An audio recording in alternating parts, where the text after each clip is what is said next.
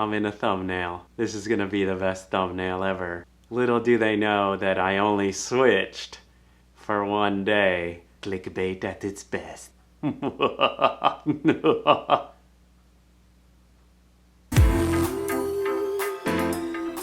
Hey guys, Omar here, and I've decided to make the switch to the Sony 6300. So I thought I'd shoot a video and take some photos with my new Sony camera.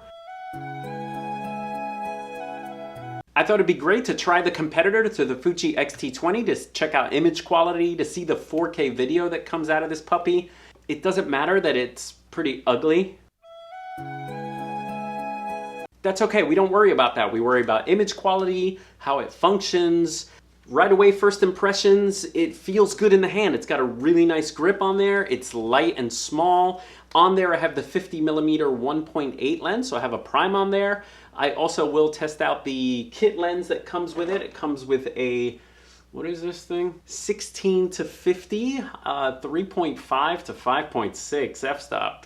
I mean, that's great. All right, let's go test it out. All right, so I'm here with my new Sony 6300. And I'm gonna test it here in my studio space. My studio space is a co-working space. It's an old 1800s factory that has a lot of low light situations. It's got a bunch of grunge, which I love to shoot, and a bunch of random things, by the way, laying around. So we're gonna take some pictures of stuff just to test my new camera. This place is also great to do shoots in the winter because it's so cold outside, but a lot of cool indoor space.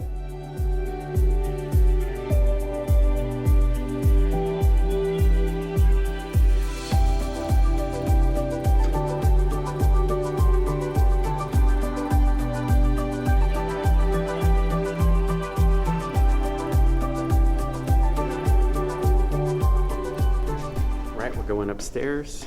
You got to check this out. All right, this is one of my favorite spaces. Look at this.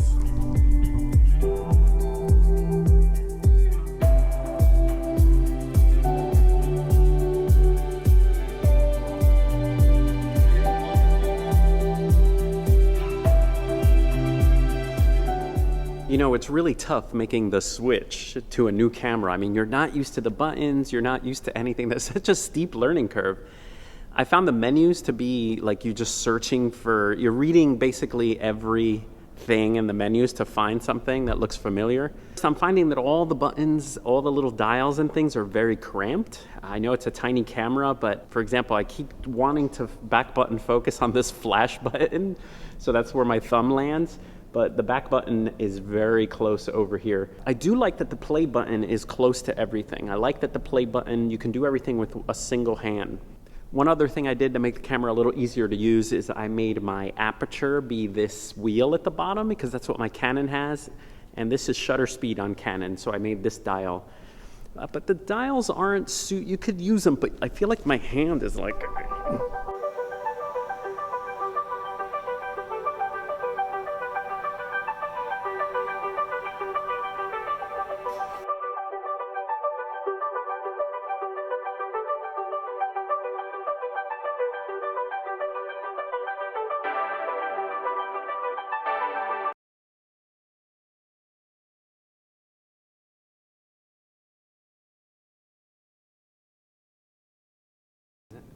It's making noise. What is that? It's gonna blow! Okay, gonna take a picture of the Fuji X-T2 there. What? It's like on timer mode now. How did I do that? Run! And what's great is you can program your buttons, and you can, for example, flip this to here and make it all of a sudden be able to focus on an eye of some kind. But these little buttons feel kind of, you know, plasticky and flimsy. It's got a cool little zebra pattern you can show for overexposed areas. I like that. Has a HDMI, mini HDMI, a microphone, and you can charge it by USB, which is really cool. I like that. No ISO dial. You have to push this for ISO over here. You can have different display modes, which is neat. This one shows you everything that you've ever wanted to know when you're taking pictures. And if you hit the display up, you obviously have your scene, and it shows you all your information on your side, but you can also clean up your display and have nothing on there, have a histogram on there. So that's neat. The only thing I'm missing is an exposure needle when there's an image up. So like, for example, there's an exposure needle there, but if I go to a scene, I don't see an exposure needle, which is a little strange. You do see it in the EVF, which is cool. Buttons are small and cramped, and this is kind of where you rest your hand, so I thought that was a little strange. There's this space here where they could have put some buttons, and there's also tons of space on the top, so maybe in future cameras that I'll be getting, they'll have buttons and dials at the top. Or you could just get a Fuji. Just like your traditional DSLR, it has all the sort of menu functions here. So like, for example, I accidentally set a timer, but you can set timer here. You can pick your drive mode. In Fuji, we're used to having a drive dial, but here you can pick your drive mode. Again, there's that play button, which is really nice to have. The exposure compensation, it takes a little getting used to, but you go down and you can dial up your exposure compensation. Another cool feature, check this out. Check this out, ready? Yeah. Now, the little pop-up flash on the Fuji cameras is pretty useless because it uses that, forward flash. But check this out. You can actually hold this back and bounce it on the ceiling. And you can get some pretty cool light from bouncing up. I did a test on my beautiful wife. I took a shot of her with direct flash, and then I bounced up on the ceiling, and it totally did a better job. So this is a great thing. Looks weird, though. Doesn't it look ugly? Look at this thing. It's like WALL-E. WALL-E. Get in there, WALL-E. Now, the one annoying pet peeve about the camera is I like changing the aperture with the little dial, but it's kind of sensitive. You actually push it, and all of a sudden you're changing your ISO, or you're changing something else. So I don't like that feature, but I'm sure if you're used to the camera, you know how much pressure to sort of push on that wheel. So that's what I found. And if you've ever wanted to get married in an old warehouse building from the 1800s, this is your place. So if you do get this camera, you're gonna have to watch a lot of tutorials. The menu system's a little confusing. Controls are not super intuitive like the Fuji cameras, where aperture is on the lens. You see all your shutter speeds. Okay, this is a little bit of a vlogging test here with the Sony 6300. It has optical stabilization, I think. I don't know. Anyway, it's gonna be an amazing vlogging camera to use every day.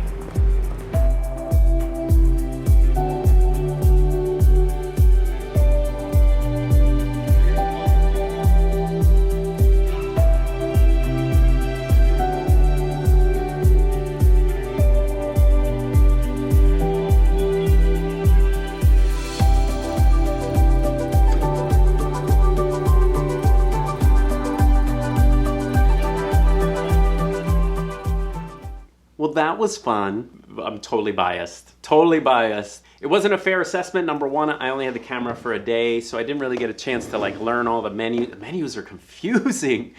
Learn the menus, learn the dials. I was just playing around with it. But, buying a camera for some of us, it's great being human. We're all built different. It's a really great camera that takes fantastic pictures, but I know the way I shop, I need there's an emotional response that I like to have with the stuff I own, like Cap. Love this guy. What I mean is, I just love, I know it's shallow, but just the dials, the retroness of the Fuji camera. Look at this thing. Look at this thing. It really is a good camera, but if you're deciding between these two, you gotta go pick them up. Because I know when I first picked up the Sony 6300, I knew it just wasn't for me. The little tiny dials, everything being crowded, and just its boxy shape. I know that's shallow, but I like the way this camera looks. I like how it makes me feel. And again, we're human. We have different responses. So if the way a camera looks doesn't, have anything to do with how you make your shopping decisions, that's pretty awesome. I am pretty shallow, so I like a sexy camera. However, let's stop talking about the Fuji X-T20. This Cap, get up.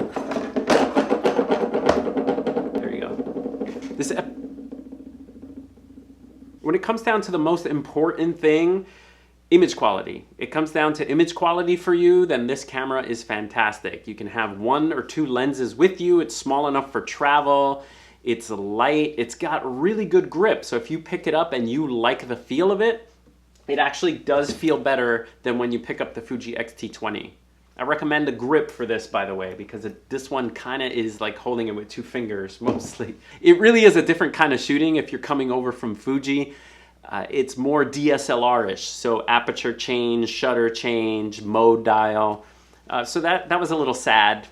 Autofocus was fast and snappy. The 4K video looks great. Really a powerful camera in a tiny, tiny package. And no one's gonna bother you because, you know, who would want to steal it?